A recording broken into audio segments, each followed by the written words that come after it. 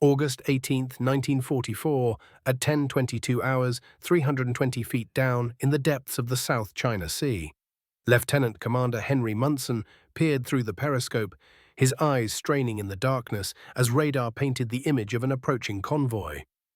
13 ships spread across the black water, the largest assembly of troop transports he'd encountered in many months.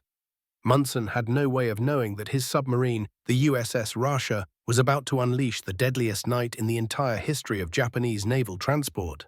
A catastrophe so complete it would reverberate through every command center across the Pacific, shaking the confidence of every officer responsible for moving men and supplies across the sea. On the escort carrier Tio, Captain Shuichi Sugino gripped the bridge railing, his gaze fixed on the horizon disappearing into darkness, a growing sense of dread settling in his chest. Convoy HI-71 was transporting 4,795 soldiers of the Imperial Japanese Army, desperately needed reinforcements bound for the Philippines. Throughout early 1944, convoys just like this one had been hemorrhaging ships. Vessels vanished into the depths with terrifying frequency. The Americans had one word for them. The Japanese had another, whispered in fear by every sailor who'd survived an attack, silent death. What had started as sporadic attacks in 1942 had evolved by 1944 into a systematic, relentless campaign of destruction that would ultimately consume more than half of Japan's entire merchant fleet. Over 5.3 million tons of shipping would lie on the ocean floor by the war's end, but the true cost couldn't be measured in tonnage alone. It was written in the tens of thousands of men, soldiers and sailors, trapped in pitch-black compartments as American torpedoes tore through steel, drowning in darkness as their ships went down. This is how American submarines shattered the psychology of an empire that ruled the waves, how they forced merchant captains to forge false routes and refuse orders, how they destroyed not just Japan's supply lines, but the very will of a nation to continue fighting. The terror had its roots on December 7, 1941, though not in the way history remembers. While Japanese aircraft roared down on Pearl Harbor, 29 American submarines of the Asiatic Fleet waited in the waters around the Philippines. Hours after the first bombs fell, Admiral Thomas Hart gave the order that would define the entire Pacific submarine campaign: execute unrestricted submarine warfare. No warnings, no mercy. Every Japanese merchant vessel became a target, but the American submarine force had a fatal weakness. The Pacific Fleet consisted of only 55 modern submarines and 18 older boats from an earlier era. More troubling still, they carried weapons that simply didn't work. The Mark 14 torpedo, the pride of American naval engineering, carried catastrophic flaws that no one had discovered in peacetime. Its magnetic detonator either exploded too early or refused to detonate at all. The depth-keeping mechanism ran 11 feet deeper than the settings indicated. When it finally managed to strike a target, the contact fuse would crumple instead of triggering the warhead. For the first 18 months of war, American submariners fired torpedo after torpedo that simply failed to explode against Japanese steel. Lieutenant Commander Lawson Ramage, commanding USS Trout, recorded his anguish in his December 1941 log. 4 torpedoes fired at a Japanese transport floating at rest just 1,500 yards away. All 4 slammed into the hull with unmistakable metallic thuds. All 4 failed to detonate. He watched helplessly as the undamaged ship steamed away. That sound haunted every submariner who heard it. The clang of metal that should have meant destruction, but meant nothing. The sound of betrayal. Japanese merchant captains in early 1942 sailed with confidence born from arrogance. The military had assured them that American submarines posed only a minor inconvenience. Japanese anti-submarine doctrine, formulated in the 1920s and refined through the 1930s, had been designed around one assumption: submarines would be used against warships during fleet battles, not against merchant vessels. Japan had invested no serious effort in protecting commercial shipping. When war began, the Imperial Japanese Navy had dedicated exactly 47 ships to convoy escort duty. By contrast, Britain was deploying over 400 escorts in the Atlantic. Japanese depth charges were set to explode at 60 feet, allowing submarines to slip beneath them at 300 feet or deeper. Captain Tamichi Hara, commanding the destroyer Shigur, later reflected on that period with grim honesty. "We treated submarine defense as an afterthought, a task for worn-out ships and inexperienced sailors. The elite destroyer squadrons were reserved for the glory of fleet combat against American carriers and battleships. Protecting merchant ships was considered beneath the honor of samurai warriors. That contempt for defensive duty would prove catastrophic." By mid-1943, American submariners had begun solving their torpedo problems through persistence and disobedience. They conducted unauthorized tests despite explicit orders against such experiments. Admiral Charles Lockwood proved the Mark 14 ran too deep by firing at fishing nets suspended at measured depths and watching the torpedoes pass harmlessly underneath.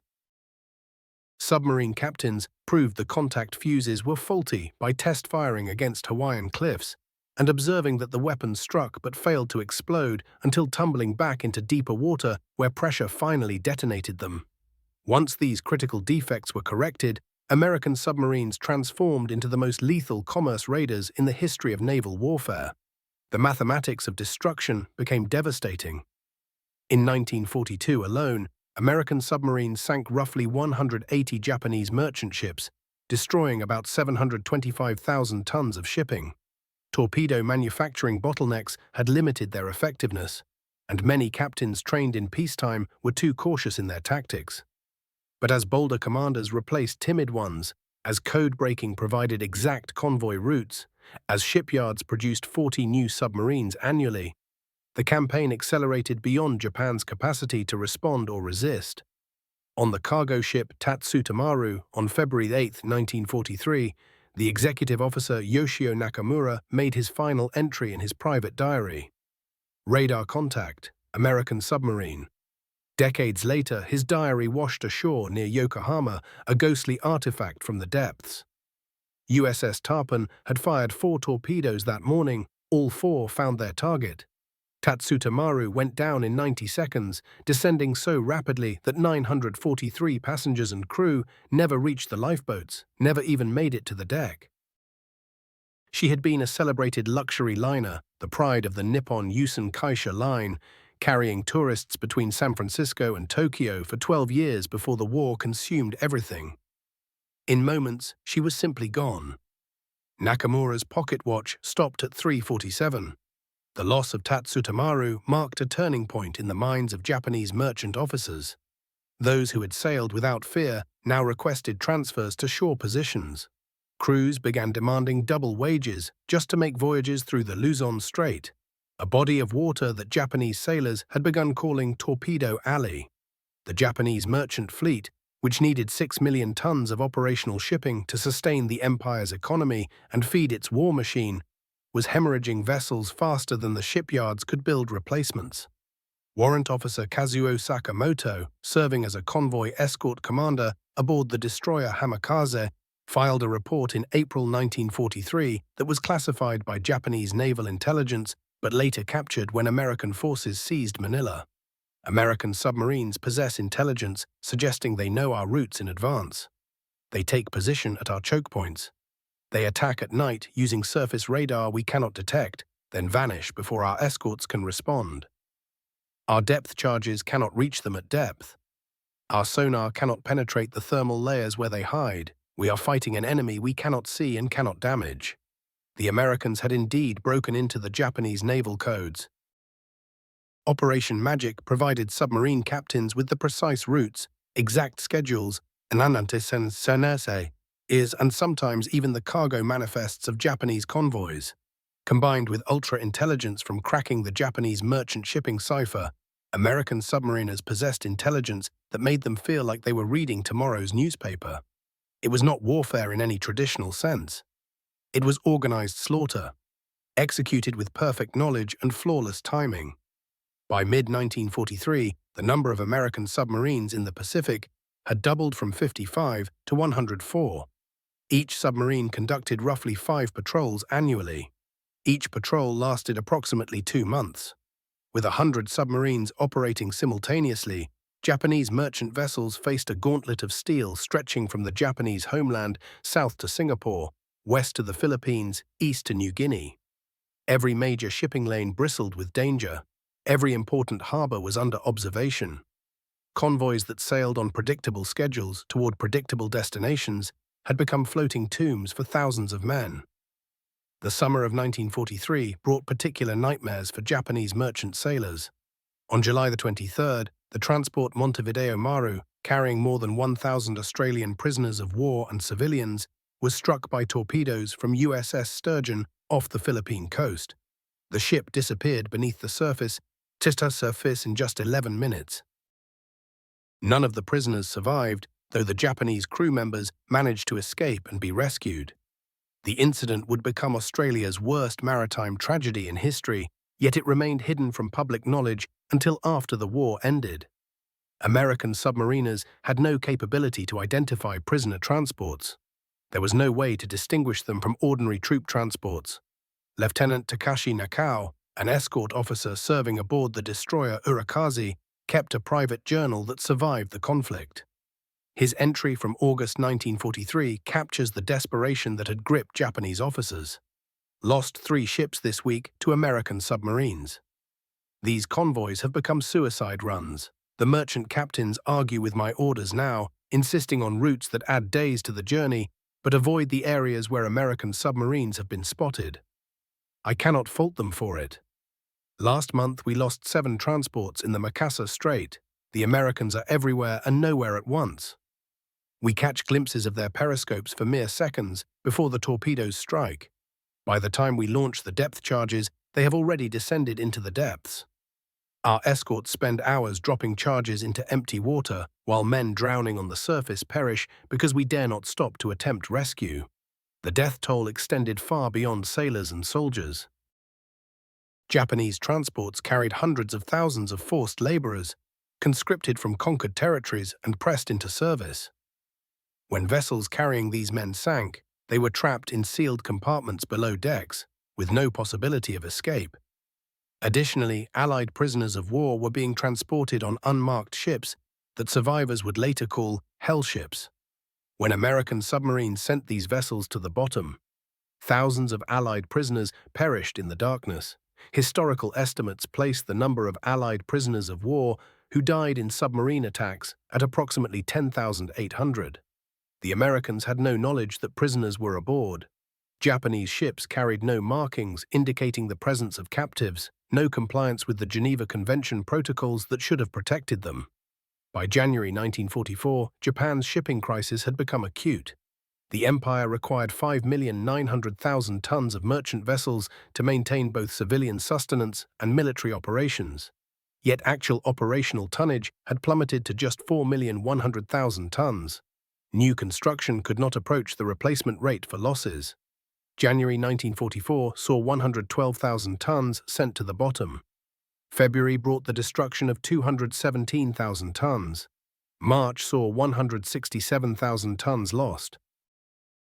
In March 1944, a classified document circulated among Japanese merchant marine commanders was eventually captured by American intelligence in Manila.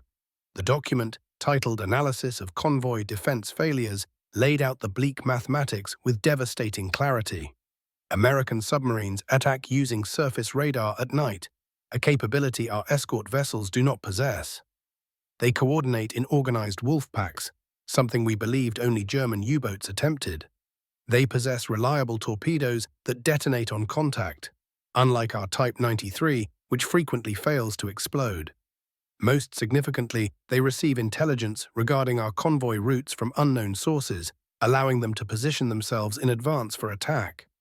Our defensive measures have failed completely. Increasing the number of escorts has not decreased losses. Routing convoys through different areas merely reveals fresh submarine patrol zones. The American submarine force is simply too numerous, too professional, and too well-informed for our countermeasures to succeed. Captain Yasuo Mori at the Grand Escort Force headquarters recorded his thoughts in his April 1944 diary with unmistakable despair. "We are losing this war one transport at a time. The Army commands us to send reinforcements to the Philippines, to New Guinea, to the Mariana Islands. Every convoy we dispatch loses vessels. Last week, the Takichi convoy was savaged by submarine attacks, losing 4 transports and over 4,000 soldiers. These were veteran troops transferred from China, troops that are irreplaceable. The Americans need not invade our garrison islands. They simply need to starve them while sinking our reinforcements. The Takichi convoy disaster of April 1944 illustrated exactly how completely American submarines dominated the Pacific waters. The convoy carried the 30th Division, destined for Mindanao, and the 35th Division, bound for Western New Guinea. On April 26, USS Jack torpedoed the transport Yoshida Maru, claiming the lives of 1,544 soldiers. On May 6, USS Gerard sank transport Atamaru, killing 350 troops. Later that same day, USS Angler struck the Taiji Maru, destroying 600 troops. Finally, USS Gerard returned to finish the Teon Maru, sending 1,500 soldiers to their deaths. The surviving ships of the Takichi convoy were rerouted to Halmahera, where the battered divisions were unloaded far from their intended defensive positions. Douglas MacArthur's forces invaded Hollandia days later, securing territory that these divisions had been meant to defend. The catastrophe forced Japanese imperial headquarters to accept an inescapable truth. Western New Guinea could no longer be reinforced or held. Nothing could have prepared the Japanese for what occurred on August 18, 1944, when convoy HI-71 sailed directly into the weapons of an American submarine wolf pack. Commander Henry Munson, commanding USS Rasha, had been tracking the convoy since afternoon, when his radar operator detected 9 separate aircraft patrols circling to the north. Extensive air patrols meant a valuable target. As darkness descended and heavy weather rolled in, Munson maneuvered Rasha into attack position. At 10:22 hours, he fired 2 stern torpedoes at the tanker Teo Maru. Both struck. The tanker, loaded with gasoline, erupted into a pillar of flame 300 meters high. Debris from the explosion scattered 150 meters from the burning wreckage. The escort vessels responded by firing blindly and launching depth charges far behind Rasha's position. At 11:10 hours, Munson fired 6 forward torpedoes at the largest vessel in the convoy. 3 torpedoes found the transport Teo Maru. The 17,537-ton former French liner held 4,795 Japanese soldiers and 427 civilians. They were preparing for sleep in the darkened compartments below when the torpedoes struck. The ship began its death descent immediately. Panic consumed the lower decks as water poured through the breaches. Men clawed frantically at ladders, desperate to reach the deck above. Most never made it out. Teo Maru slipped beneath the surface in approximately 4 minutes. When survivors were eventually tallied, 2,665 people were dead. About 2,100 managed to survive the initial sinking and found themselves struggling in the storm-tossed water. On the escort carrier Teo, Captain Kimura ordered his pilots to search for the attacking submarine. Before a single aircraft could be launched, USS Redfish fired 4 torpedoes at Teo.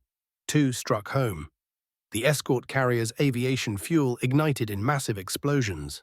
Flames tore through the hangar deck. The Teo went under around 22 to 30 hours, carrying down approximately 850 crew members with her.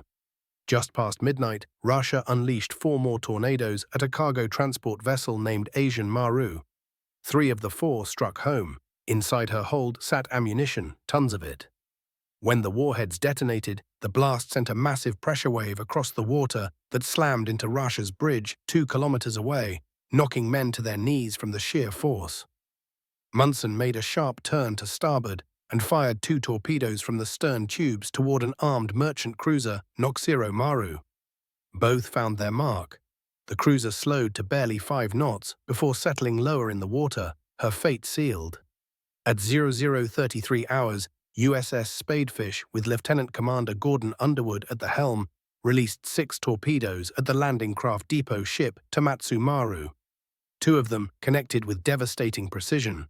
The massive vessel, stretching 460 feet from bow to stern, rolled completely over and disappeared beneath the waves in just a few minutes. Nearly 4,155 troops and 135 merchant seamen went down with that single ship. When rescue vessels arrived that afternoon to survey the wreckage, they found a horrific sight. Approximately 2,000 bodies floated among the debris field, their fate already decided by the passage of time.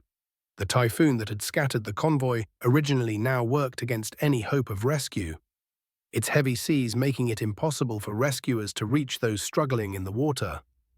Most men still alive in that dark water would not survive the coming hours. The storms made any real recovery operation futile. Within just under 5 hours, the entire convoy HI-71 lay destroyed. 7 ships sent to the bottom or left crippled beyond use. More than 8,500 Japanese personnel had perished. Not a single American sailor lost his life. The submarine slipped away unscathed, save for minor damage to Spadefish's hull, courtesy of a depth charge that had exploded well above her position. The impact of what happened to Convoy HI-71 sent shockwaves through Japanese naval command and the merchant marine hierarchy. Rear Admiral Satomu Sato, who would eventually take charge of Convoy HI-81, documented his thoughts in a classified report he sent to the Grand Escort Force. His words were stark. "The Americans have perfected submarine warfare to a degree we cannot match. They attack in coordinated groups, using radar to track us while remaining completely invisible.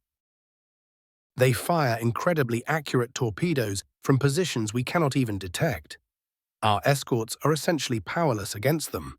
We drop depth charges almost randomly, praying for some lucky strike. The submarines dive deeper than our charges can reach and escape unharmed. Meanwhile, thousands of soldiers drown. This pattern cannot persist. We desperately need radar, we need superior sonar capabilities, we need far more escorts than we currently have. We need these things now, not later. Without them, every single convoy becomes a death trap waiting to spring." Japan possessed none of these things in adequate supply. Building destroyers consumed resources that were desperately needed for aircraft and tank production. Those destroyers that were most capable found themselves assigned to fleet operations, tasked with hunting American carriers. Only the oldest destroyers and hastily converted civilian ships were available to escort convoys. Japanese radar technology lagged far behind the Americans by at least 3 to 4 years in development.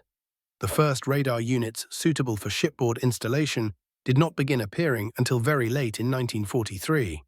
And even then, the rollout happened at a glacial pace. By comparison, every American submarine prowling those same waters carried multiple radar systems by mid-1943, equipped for both surface search and aircraft detection.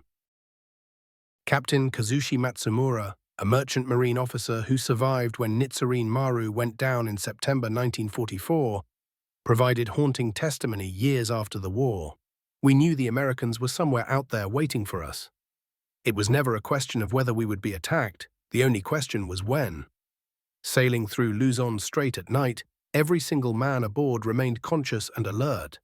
We stared into that absolute darkness, listening constantly for the one sound that terrified every sailor who heard it: the churning wake of torpedoes moving through the water. When you heard that sound, you had perhaps 20 seconds.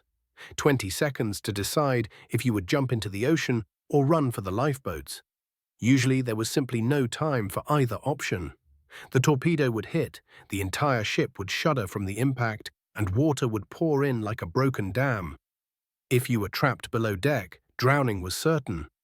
If you happened to be up top, you might have a chance, but only if the ship sank slowly enough that lifeboats could actually launch.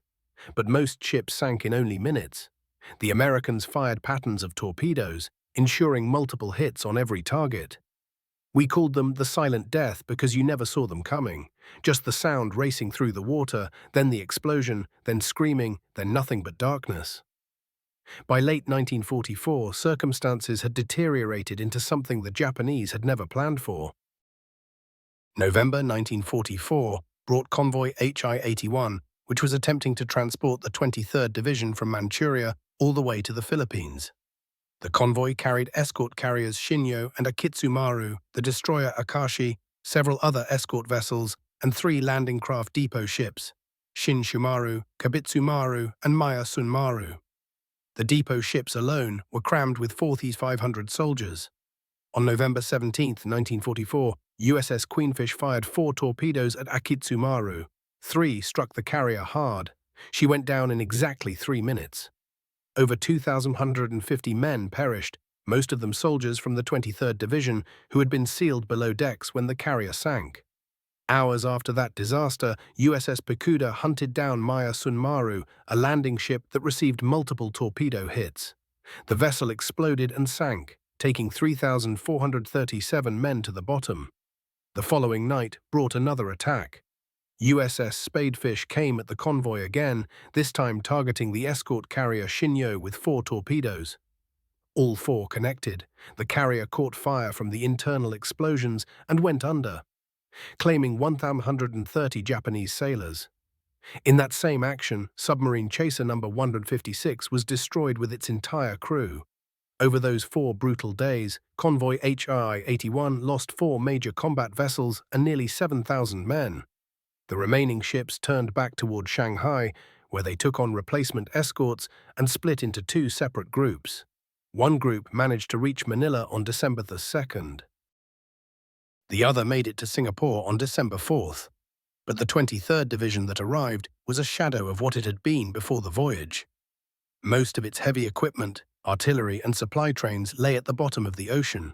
The division would fight in the Philippines as light infantry, without the weapon systems they desperately needed for any kind of effective combat operation.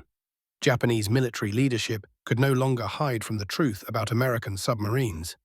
In December 1944, Army General Yoshijiro Umezu prepared a report for the Imperial War Council that stated plainly, "Submarine attacks have made it impossible to reinforce our defensive positions by sea. The Philippines cannot receive adequate reinforcements. The oil fields in the Dutch East Indies cannot deliver fuel to Japan because tanker after tanker is sunk before it ever arrives. Strategic raw materials from Southeast Asia are piling up in warehouses, but cannot be transported anywhere. The American submarine campaign has strangled our entire war economy. Without oil imports, our aircraft cannot operate, our warships cannot leave port, our industries cannot manufacture anything. We are not being defeated by force alone, but by superior strategy." The numbers supported every grim word he wrote. Japan had started the war with 6.4 million tons of merchant shipping capacity. By the end of 1944, only 2.1 million tons remained able to operate. The nation had managed to construct 3.9 million tons of new shipping during those war years, but losses had already exceeded 8.9 million tons by war's end. American submarines had been responsible for roughly 55% of those sinkings. Carrier aircraft and mines accounted for the remainder. By early 1945, the Japanese merchant fleet had ceased to exist as any kind of meaningful force. The remaining capacity dropped below the 2 million tons necessary just to feed the Japanese civilian population. Starvation began to look like a real threat. By the summer of 1945, the human toll had grown almost unbearable. Conservative estimates placed the number of Japanese soldiers killed in transport sinkings by American submarines at a minimum of 9,742 during the entire Pacific War. This single figure exceeds all the combat deaths inflicted by American Marines and Army forces combined during the entire Central Pacific Campaign from Tarawa in November 1943 through Iwo Jima in February and March of 1945. Then add to that the tens of thousands of merchant sailors, civilian workers, and forced laborers who perished in those same attacks. The actual total could easily exceed 150,000 deaths directly caused by submarine warfare. For every Japanese sailor and soldier ordered to board a transport vessel, the journey had become a lottery of death. Those who survived submarine attacks carried those experiences with them for decades, their nightmares never truly fading. The specific sounds remained burned into their memories: the metallic shriek of a torpedo striking the hull, the screams of men trapped below as water poured through the breaches, the chaos and complete darkness as vessels rolled over, the endless hours spent floating in water covered with burning oil, scanning the horizon for rescue ships that often never appeared. These haunting images would return to the survivors again and again for the rest of their lives. Ensign Haruki Ito lived through the sinking of Maya Sunmaru, clinging to floating debris for 18 hours before finally being pulled from the water. In a 1978 interview, decades after the war, he described what that day had been like. The moment the torpedo struck, it sounded exactly like an enormous hammer coming down on a massive iron anvil. The entire ship lurched sideways from the impact. Men fell down ladders, crushing other men beneath them. Water came rushing in through the hull breach. The emergency lights went out instantly, and everything became completely black. Thousands of men started scrambling upward, trying to reach the deck and get outside before the water reached them. Most of them could never find the ladders. The ones who did discover a ladder found it jammed with panicked soldiers pushing and shoving each other. The ship began to roll and started its final descent. I was already topside when that torpedo struck, which is the only reason I'm alive to tell this story. I jumped into the ocean and swam as hard as I could away from the ship. She went under in approximately 2 minutes. As she sank, the suction pulled men down into the water. I could hear them screaming beneath the surface. Then the sound just stopped. I floated in that ocean for 18 straight hours before a patrol boat finally located me and pulled me aboard. Of the 4,500 men who had boarded that ship, fewer than 700 of us made it. Every single time I close my eyes, even now after all these years, I can see that ship going down and hear those men screaming. That sound never truly goes away.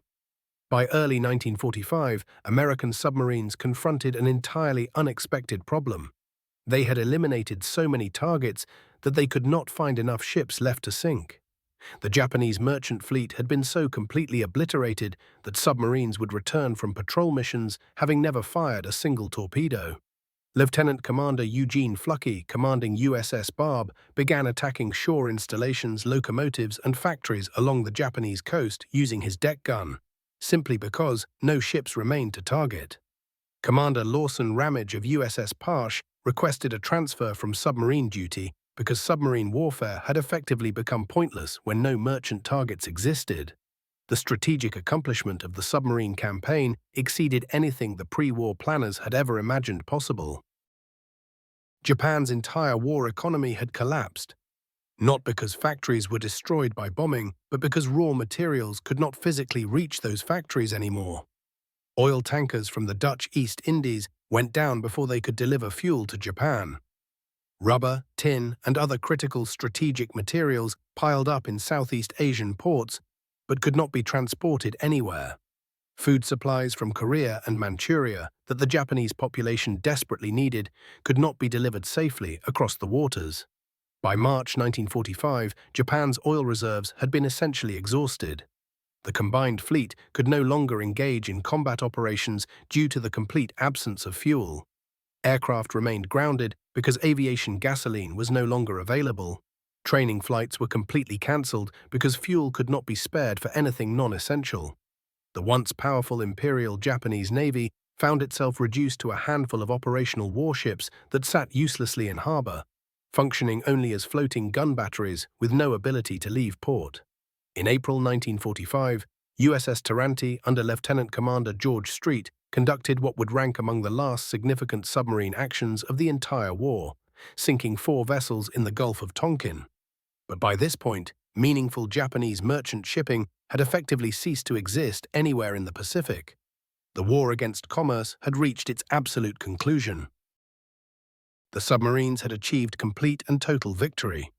When Japan formally surrendered on August 15, 1945, the merchant marine that remained consisted of only 1.5 million tons, and much of it was damaged or barely functional.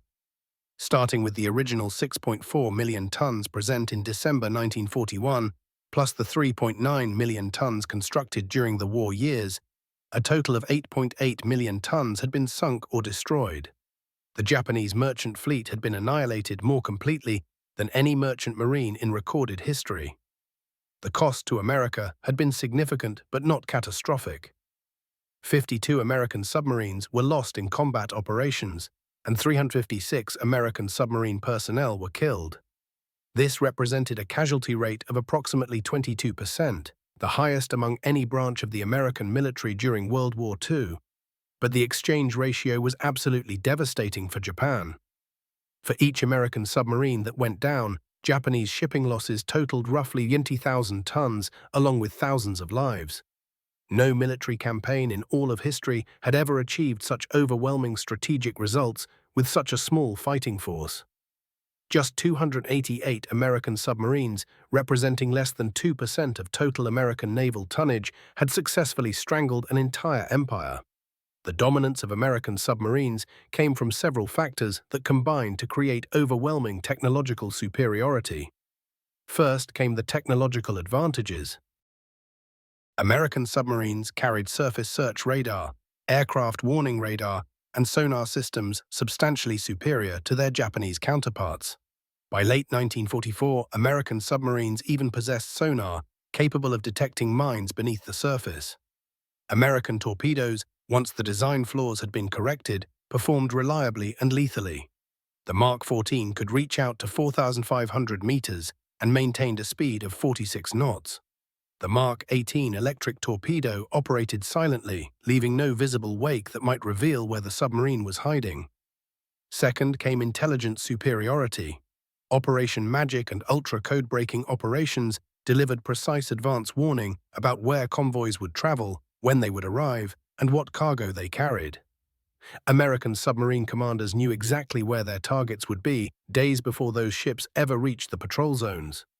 They took their stations at carefully chosen positions along the shipping routes and settled in to wait. The Japanese military operated their convoys with strict adherence to schedules and timelines, but American submarines had already intercepted and studied these very same timetables. The patterns were predictable, almost mechanical in their regularity. Third came tactical innovation. Beginning in 1943, American submarine crews adopted coordinated pack tactics, positioning multiple boats to strike at a single convoy simultaneously. The Germans had developed this approach with their U-boats, but American submariners refined and perfected it across the sprawling Pacific theater. When several submarines struck in concert, the Japanese escort vessels became overwhelmed. The sheer volume of simultaneous attacks meant that even if one American boat got chased away, others would complete the kill. The convoy rarely survived. Fourth was operational doctrine. Everything changed after December 7, 1941. The United States Navy discarded the cautious rules that had governed submarine operations during peacetime. Admiral Chester Nimitz made his decision almost immediately following the Pearl Harbor attack, authorizing his submarines to wage unrestricted warfare against Japanese shipping. There would be no advance warnings, no courtesy messages to merchant crews. Every ship flying the Japanese flag became a legitimate military objective. This unforgiving approach raised eyebrows among some observers, but its effectiveness was undeniable and devastating. Fifth was industrial muscle. American factories worked around the clock, producing submarines, churning out 228 of them throughout the war years. The production line kept pace with losses and steadily expanded the fleet's size and striking power. Japan, by comparison, managed to construct fewer than 176 submarines during the entire conflict, and they deployed most of these boats against warships rather than cargo vessels, which proved strategically disastrous. Japanese submarines, equipped with torpedoes of remarkable quality and sporting technological sophistication, managed to send only about 1 million tons of Allied merchant vessels to the ocean floor across the full scope of the war. American submarines, by contrast, sent more than 5 million tons of Japanese shipping down in that same period. The disparity was staggering. Finally came crew quality. American submarine service attracted volunteers who received extensive preparation and possessed fierce determination. The Navy understood that sailors needed proper rest between dangerous patrols to stay sharp and prevent psychological collapse. Submarine crews also enjoyed better compensation and more comfortable quarters compared to their shipmates on surface vessels. The opportunity to serve aboard a submarine was highly sought after, with competition for those assignments remaining fierce throughout the war years. Japanese merchant marine sailors presented a different picture by 1944. Impressed men, hastily trained new recruits, and officers desperate for any assignment other than convoy escort duty filled the rosters. These accumulated advantages created a machinery of destruction that Japan could not overcome. Japanese military leaders grasped the reality of the problem well enough intellectually. Captain Atsushi Oi, a senior officer in the Imperial Japanese Navy, later produced a detailed examination called Why Japan's Anti-Submarine Warfare Failed, cataloging every significant weakness. Yet comprehending a problem proved very different from solving it. Japan simply could not manufacture the hundreds upon hundreds of escort vessels that would have been necessary. The technological foundation for producing advanced radar and sonar systems comparable to American equipment did not exist. More fundamentally, Japanese military culture remained locked into aggressive offensive tactics, focused on fleet engagements, and rejected the defensive mindset required for effective convoy protection. Perhaps most crucially of all, Japan ran out of time. The moment Japanese naval commanders fully recognized the catastrophic scope of the submarine threat, their merchant fleet had already been decimated beyond recovery. Those Japanese merchant mariners who lived through the war carried indelible memories of American submarines that endured long into their later years. At a 1987 gathering of Japanese merchant marine veterans in Tokyo, survivors shared testimonies that revealed wounds that never truly closed. Captain Takeshi Yamada, who endured 3 separate submarine attacks and somehow survived them all, spoke of the dreams that still haunted him. He was 82 years old when he spoke. 42 years had passed since the war ended. Yet every single night brought the same dream, repeating like a curse. Every night he found himself back on the bridge of his ship, staring out across the water. Then the periscope broke through the surface. The sound of torpedoes firing split the air. He tried to swing the ship, but his movements happened in slow motion, as though underwater himself. The torpedoes struck home. The entire vessel shuddered violently beneath him. Across the deck, men screamed in agony. He would jolt awake, gasping. 42 years of the identical nightmare. The Americans were like phantoms, he said. We saw them only in glimpses, catching sight of periscopes for an instant before they vanished, but they were present everywhere, continuously watching, always waiting. We existed in constant dread of the unseen death. Kenji Matsumoto, who had served as an engineer officer, experienced the sinking of the transport vessel Osama Maru in November 1944. He was pulled from the water and survived, though most of his shipmates did not. He recalled in vivid detail the instant the torpedoes struck his ship. They had been sailing about 60 miles south of Formosa when the impacts came. Matsumoto was deep in the engine room when it happened. The force of the collision hurled him hard against the steel bulkhead. Seawater poured in through ruptured plating. The darkness became absolute when the lights died. He felt his way blindly toward the ladder above, his hands searching frantically for something solid to grip. Around him, sailors scrambled upward in desperation, trampling each other, the strong crushing aside the weak and injured in their panic to reach the upper decks. Matsumoto clawed his way up with them. When he finally burst onto the open deck, the ship was already heeling over dramatically to port. He did not hesitate, jumping into the black water below. The ocean's surface lay thick with oil. When salt water found his eyes, the burning was almost unbearable. He swam as hard as he could away from the dying ship. Behind him came terrible sounds, the screams of men still trapped inside the hull as it pulled under, their voices cut short as the water claimed them. For 6 hours, Matsumoto floated, clinging to debris before rescuers found him. Of the 600 souls aboard the Osama Maru, only 184 walked away from that disaster. The American submarine that had killed them vanished without trace. No one ever saw it. They only heard the sound of torpedoes launching, then the detonation, then the screaming, and finally nothing but silence and the lapping of waves. The submarine campaign produced consequences that reached far beyond simple calculations of tonnage sunk. American submarines compelled Japan to implement convoy systems that drastically reduced shipping movement and efficiency. Ships would sit idle for days or weeks, gathering enough company to form a convoy worthy of escort protection. Routes were constantly zigzagged to confuse submarine tactics, adding extra days to every journey. Slower convoy speeds meant each ship could complete fewer voyages annually. The combination of actual sinkings and these operational inefficiencies reduced Japan's effective shipping capacity by roughly 60%, even accounting for the vessels that made it through. Even ships that survived the submarines became part of the problem. Additionally, the submarine threat consumed enormous Japanese military resources that could have gone toward offensive operations. Destroyers that might have protected aircraft carriers instead stood guard over merchant convoys. Aircraft that could have attacked American bases instead flew hours of tedious patrol searching for submarines. Radar equipment designed to warn of incoming bomber formations instead scanned for periscopes and submarine wakes. The relentless pressure of defending against an unseen enemy that materialized without warning dominated Japanese military planning during the final 2 years of the conflict.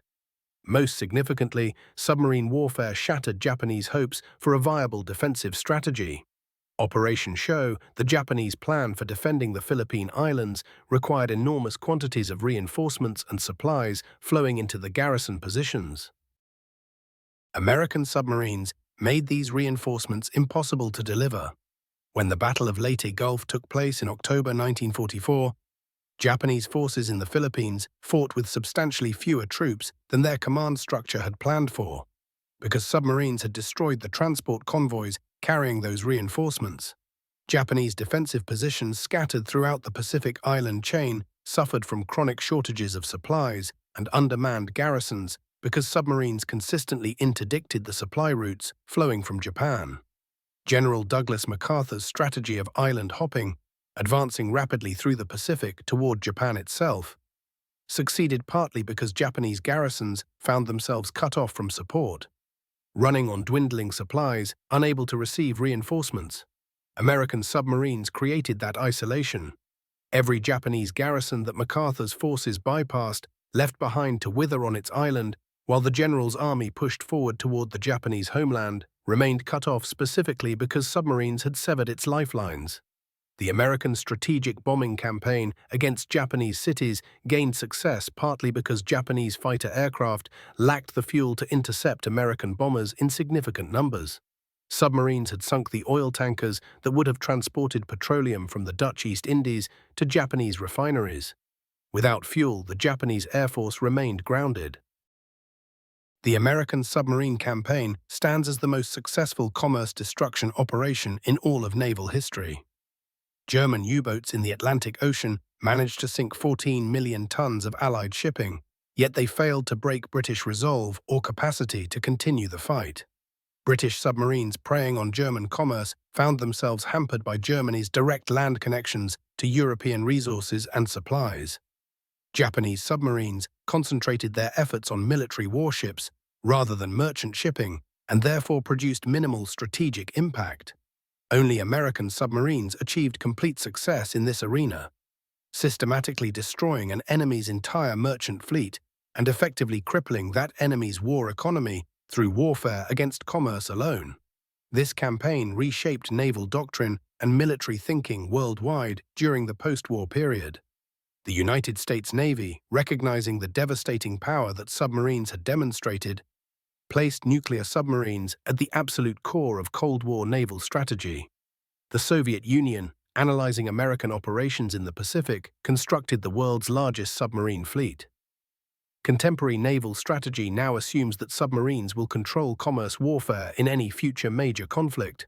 The psychological reality of unseen attackers that strike without warning and vanish without a trace remains embedded in submarine warfare doctrine today.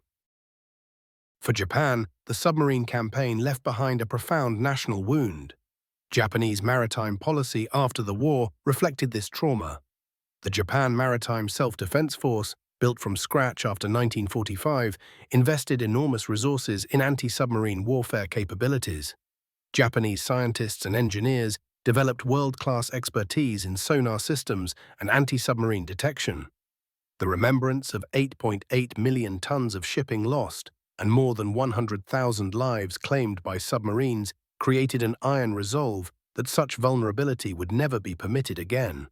In 1995, marking the 50th anniversary of the war's conclusion, Tokyo unveiled a memorial honoring Japanese merchant mariners who perished during World War II. The memorial wall bears 60,000 names of merchant sailors lost during those years. The vast majority fell to submarine attacks. The words carved into the memorial read, "They sailed into danger, knowing death awaited them. They served their nation faithfully until the sea claimed them. Their sacrifice must never be forgotten."